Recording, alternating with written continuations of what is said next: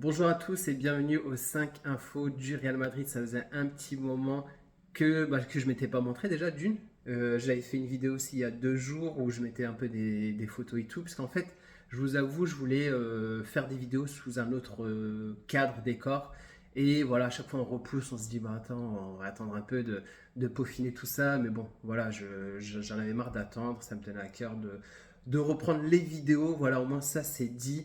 D'un côté, c'est un peu frustrant parce que quand tu as arrêté depuis un moment sur YouTube, tu as l'impression de redémarrer à zéro. Parce que voilà, le nombre de vues que j'ai fait sur mes dernières vidéos, bon après, ça m'apporte peu le nombre de vidéos. Moi, ce qui compte, c'est le plaisir que j'ai à faire ces vidéos, le plaisir aussi à échanger avec la communauté. En plus, il y a des fidèles spectateurs. Du coup, ça fait plaisir.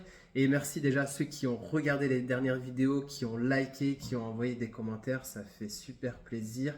Et j'avais un truc que je voulais dire, mais que j'ai oublié. Mais je ne vais pas trop m'étaler sur ça parce qu'il y a pas mal d'infos dans cette vidéo. Et voilà, et en plus, on va discuter sur. Voilà, je vais donner aussi mon point de vue. Et aux choses nouvelles aussi, il y avait un truc aussi qui me prenait pas mal de temps, c'était le montage vidéo où je faisais des cuts et des choses comme ça.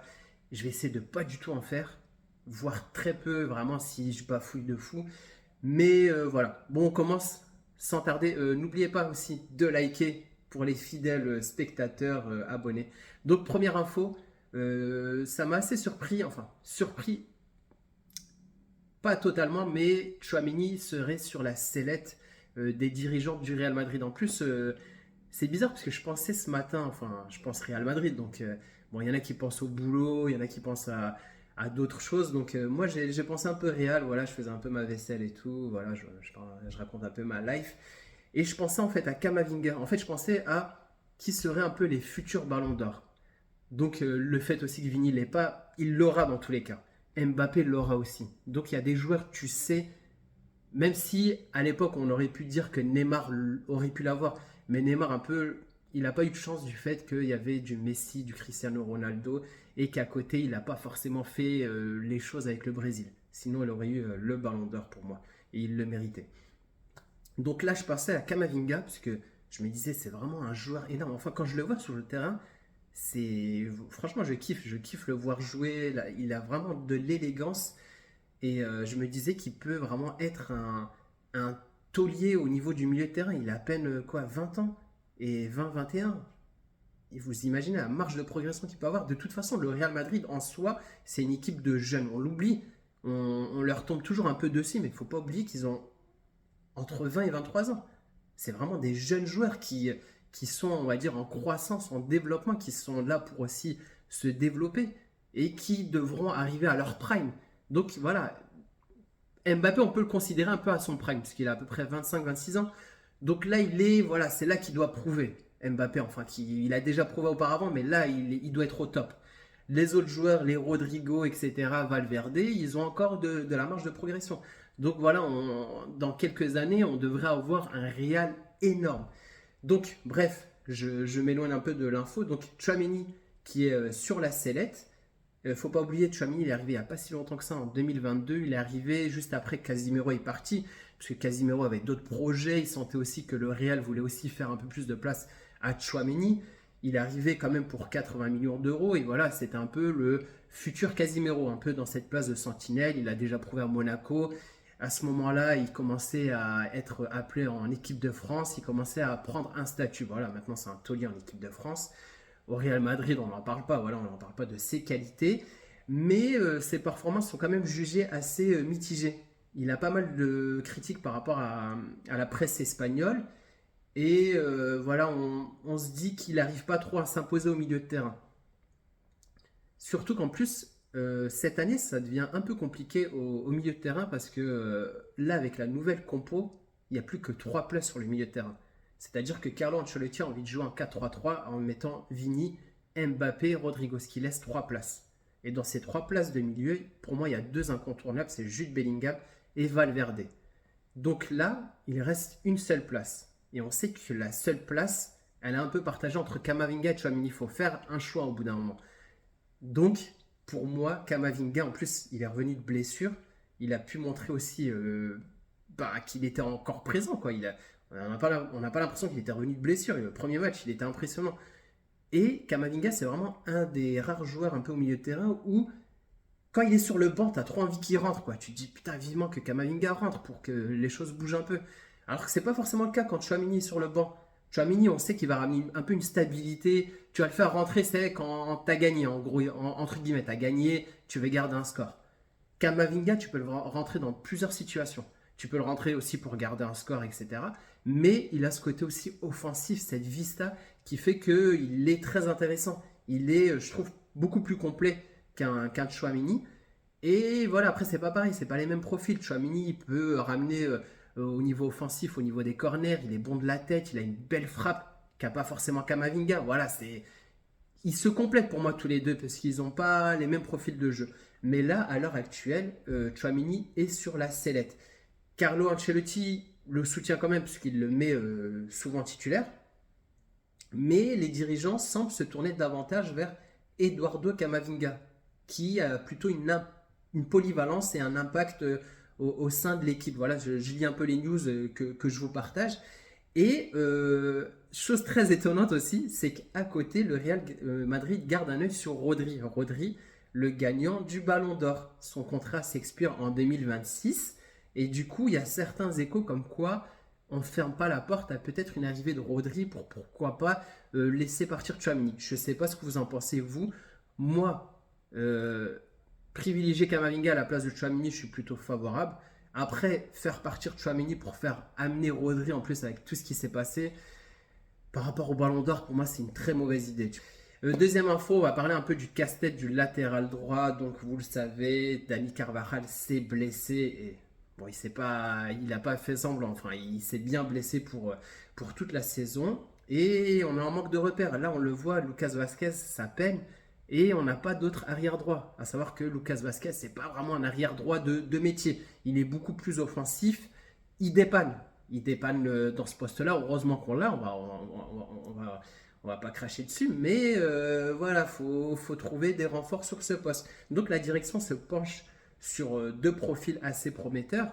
Vous avez entendu parler de cela. Trent Alexander-Arnold à Liverpool, dont son contrat se finit là en fin juin. S'il ne prolonge pas, il devrait être libre.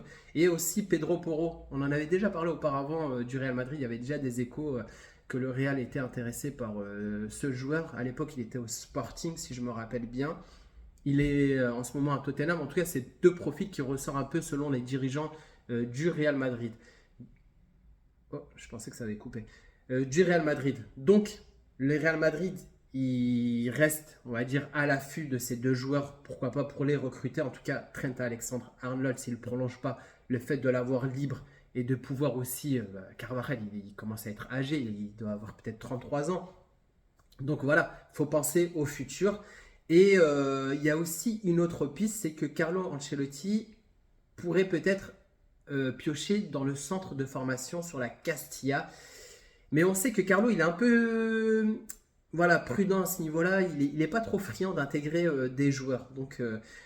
Donc n'hésitez pas à me dire ce que vous en pensez. Mais sur la troisième info, je vais vous parler d'un espoir du centre de formation qui s'appelle Jesus Fortea, qui normalement, selon peut-être Marca, devrait intégrer l'équipe première.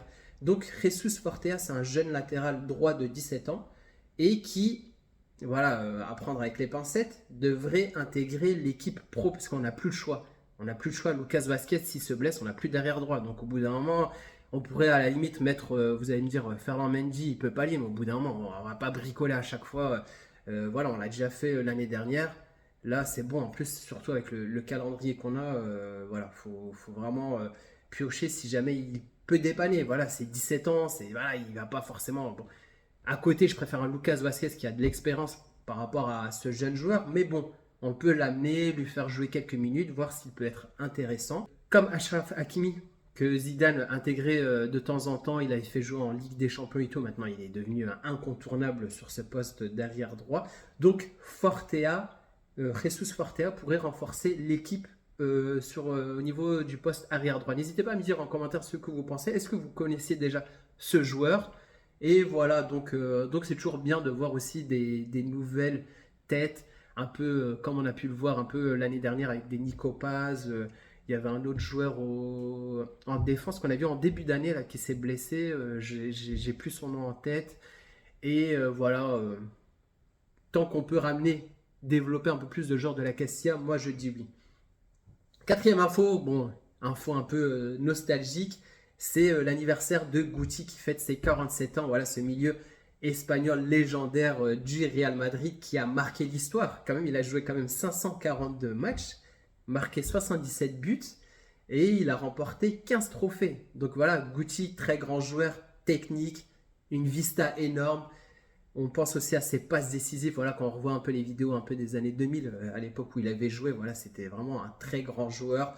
Donc ouais, voilà, pour moi c'est un peu l'élégance sur le terrain et son héritage est encore toujours vivant au sein du club. Voilà, en tout cas joyeux anniversaire à ce génie du football qu'est Guti. Et on va finir un peu ce 5 info par une dernière match, c'est que le match de Valence-Real Madrid, le prochain match du Real Madrid pourrait être reporté.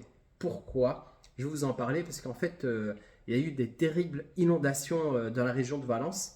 Et en fait, ça a causé pas mal de dégâts, des dégâts matériels, des dégâts humains. On parle de pas mal aussi de gens décédés. Au niveau des transports, c'est un peu la catastrophe. En Espagne, ils ont déclaré 3 jours de deuil officiel par rapport à ce qui s'est passé là-bas. La Liga à côté a demandé aussi l'annulation du match pour respecter un peu cette période de deuil. Le Real Madrid a aussi exprimé via un communiqué officiel son soutien aux dirigeants de Valence à ce qui s'était passé et qu'ils étaient prêts aussi à offrir toute l'aide nécessaire dans cette période assez difficile. Donc il y a de fortes chances que ce match soit reporté. Mais là où ça devient un peu compliqué, c'est que comme vous le savez, il y a un nouveau format de la Ligue des Champions. Le calendrier est très très très serré. Entre, voilà, comme je vous ai dit, la Liga, la Copa, la Ligue des Champions, les matchs de préparation en match international avec l'équipe nationale, plus les compétitions, que ce soit la Super Coupe. En fin d'année, il y aura aussi la Coupe du Monde des clubs. C'est un calendrier assez chargé. Du coup, on ne sait pas à quel moment il va être repoussé. Du coup, il y en a qui envisagent un peu janvier, peut-être fin de saison. Ça va être assez compliqué. Donc, il pourrait y avoir un report, mais ça serait peut-être un report pour beaucoup plus tard. Donc voilà, à part si, chose que je ne souhaite pas, que le Real soit éliminé de la Coupe du Roi, que Valence aussi, là il n'y aurait pas forcément de mal à caser, je ne sais pas si jamais le Real est éliminé en quart, de caser là où ils auraient pu jouer en demi-finale, une chose comme ça. Donc voilà, on ne l'espère pas parce que voilà, on souhaite que le Real Madrid remporte tous les trophées possibles, Ligue des Champions, Liga, Copa, Super Coupe. Et donc n'hésitez pas à me dire en commentaire. En tout cas, pour moi, ça me fait plaisir de reprendre ces vidéos. Si tu as regardé jusqu'au bout, n'hésite pas à liker. Si t'es pas abonné, n'hésite pas à t'abonner. C'est tout pour ce 5 infos. Merci à ceux qui ont regardé jusqu'au bout. Et sur ce, je vous dis à la prochaine. Ciao!